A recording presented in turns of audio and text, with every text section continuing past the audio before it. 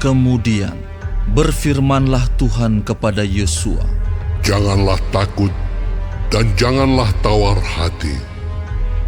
Bawalah seluruh tentara dan bersiaplah. Majulah ke Ai. Ketahuilah, aku serahkan kepadamu raja negeri Ai, rakyatnya, kotanya, dan negerinya. Dan haruslah kau lakukan kepada Ai dan rajanya, seperti yang kau lakukan kepada Yeriko dan rajanya. Hanya barang-barangnya dan ternaknya boleh kamu jarah. Suruhlah orang bersembunyi di belakang kota itu." Lalu bersiaplah Yosua beserta seluruh tentara untuk pergi ke Ai. Yosua memilih 30.000 orang, pahlawan-pahlawan yang gagah perkasa. Mereka disuruhnya pergi pada waktu malam. Dan kepada mereka diperintahkannya, katanya, "Ketahuilah, kamu harus bersembunyi di belakang kota itu untuk menyerangnya. Janganlah terlalu jauh dari kota itu, dan bersiap-siaplah kamu sekalian. Aku dan semua orang yang bersama-sama dengan aku akan mendekati kota itu. Apabila mereka keluar menyerbu kami, seperti yang pertama kali, maka kami akan melarikan diri dari hadapan mereka. Jadi mereka akan keluar menyusul kami, sehingga kami memancing mereka jauh dari kota itu. Sebab mereka akan berkata, orang-orang itu melarikan diri dari hadapan kita, seperti yang pertama kali. Jika kami melarikan diri dari hadapan mereka, maka kamu harus bangun dari tempat persembunyianmu itu untuk menduduki kota itu, dan Tuhan Allahmu akan menyerahkannya ke dalam tanganmu. Segera setelah kamu merebut kota itu, haruslah kamu membakarnya sesuai dengan firman Tuhan. Kamu harus melakukan semuanya itu. Ingatlah, itulah perintahku kepadamu." Demikianlah Yosua menyuruh mereka pergi. Lalu berjalanlah mereka ke tempat persembunyian dan tinggal di antara Betel dan Ai, di sebelah barat Ai. Tetapi Yosua bermalam di tengah-tengah rakyat pada malam itu. Keesokan harinya, Yosua bangun pagi-pagi, lalu diperiksanyalah barisan bangsa itu, dan berjalanlah ia maju, beserta para tua-tua orang Israel di depan bangsa itu ke Ai. Juga seluruh tentara yang bersama-sama dengan dia berjalan maju. Mereka maju mendekat, lalu sampai ke tentangan kota itu.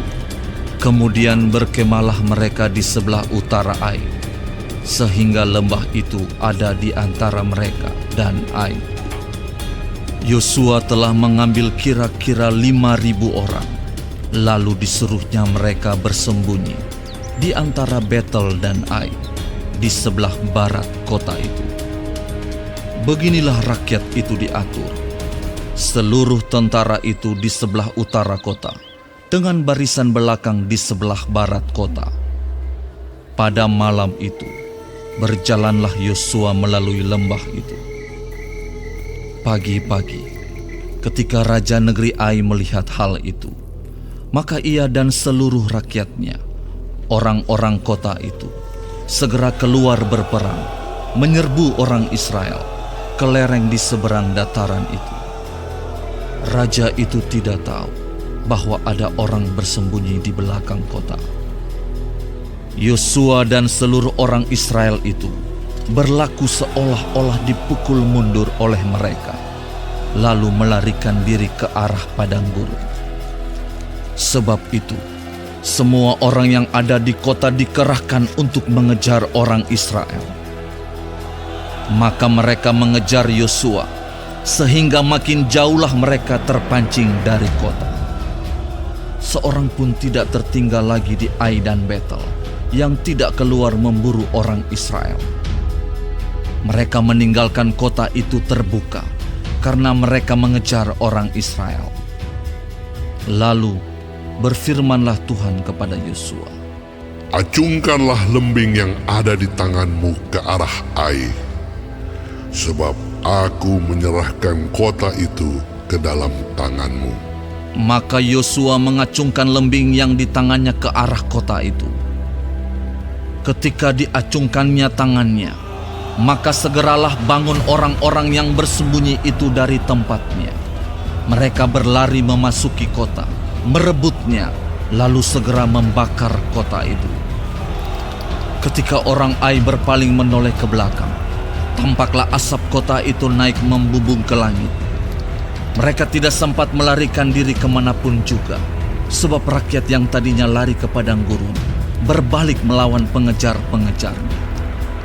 Ketika Yosua dan seluruh Israel melihat bahwa orang-orang yang bersembunyi itu telah merebut kota dan bahwa asap kota itu naik membubung, berbaliklah mereka lalu menewaskan orang-orang Ai.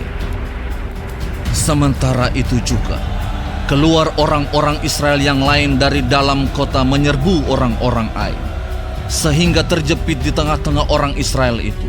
Yang ini dari sini dan yang itu dari sana.